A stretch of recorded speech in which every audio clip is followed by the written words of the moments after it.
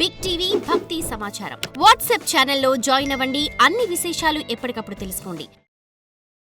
ప్రేక్షకులందరికీ నమస్కారం అండి.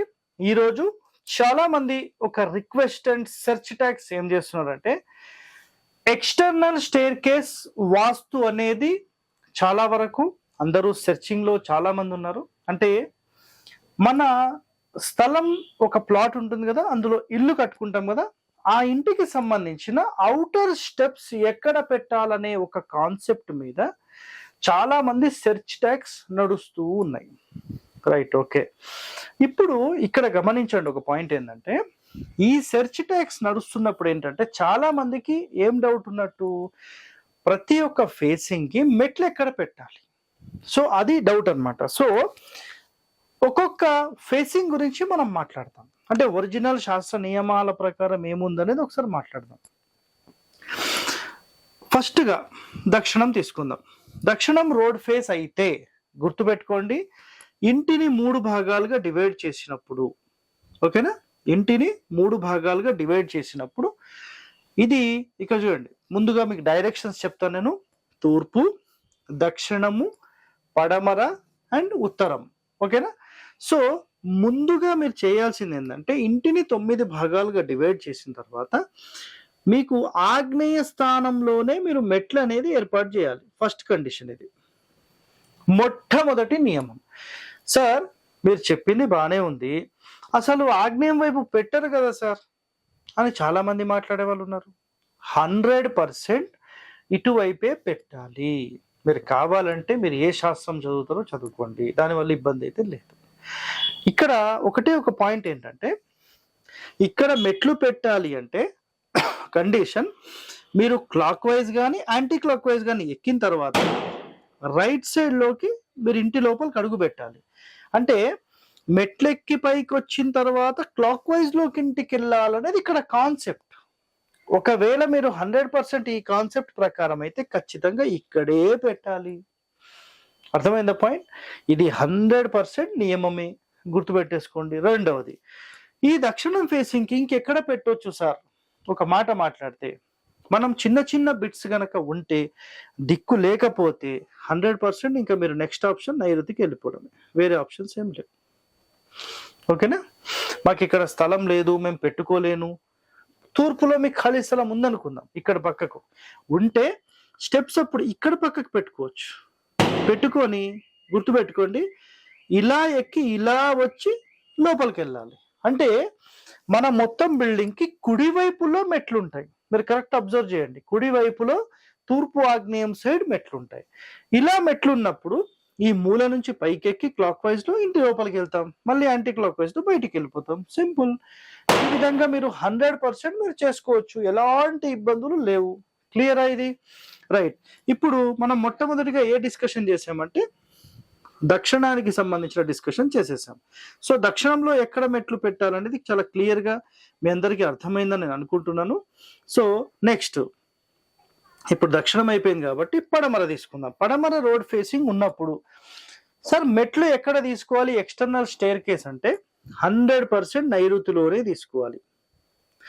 ఆల్వేస్ క్లాక్ వైజ్ అనే మాట మనం ఎప్పుడైతే మాట్లాడతామో ఖచ్చితంగా నైరుతిలో తీసుకున్నప్పుడు మీరు పైకి మెట్లెక్కి క్లాక్ వైజ్ నుంచి ఇంటి లోపలికి వెళ్తారు, క్లాక్ వైజ్ లోనే వెళ్తారు, 100% అది. అయితే ఎప్పుడైనా మీ రోడ్ ఫేసింగ్ గనక పడమర ఉండి మీ డోర్ పడమర ఉంటే 100% ఇది మాత్రమే నంబర్ 1. కేవలం కొంతమంది, సార్ మాకు స్థలం లేదు, అయితే మాకు తూర్పు వైపే ఎక్కువ ఖాళీ కావాలి, మేము తూర్పు వైపే మెట్లు పెట్టుకుంటాము అని అనుకున్నారనుకోండి, అప్పుడు ఏమవుతుందంటే యాక్చువల్ పెట్టాల్సింది అయితే ఈశాన్యం వైపు, ఓకేనా. ఈశాన్యం వైపే మీరు ఇక్కడ ఈ మెయింటైన్ చేయాలి.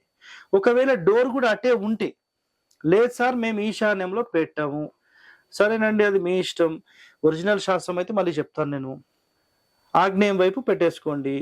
బట్ కండిషన్ ఏంటంటే, క్లాక్ వైజ్ లో పైకి ఎక్కిన తర్వాత మన మెయిన్ డోర్ లో ఎంటర్ అయ్యే బిఫోర్ ఈశాన్యం వైపుగా చెప్పులు వదిలి ఇంటి లోపలికి ఎంటర్ కావాలి.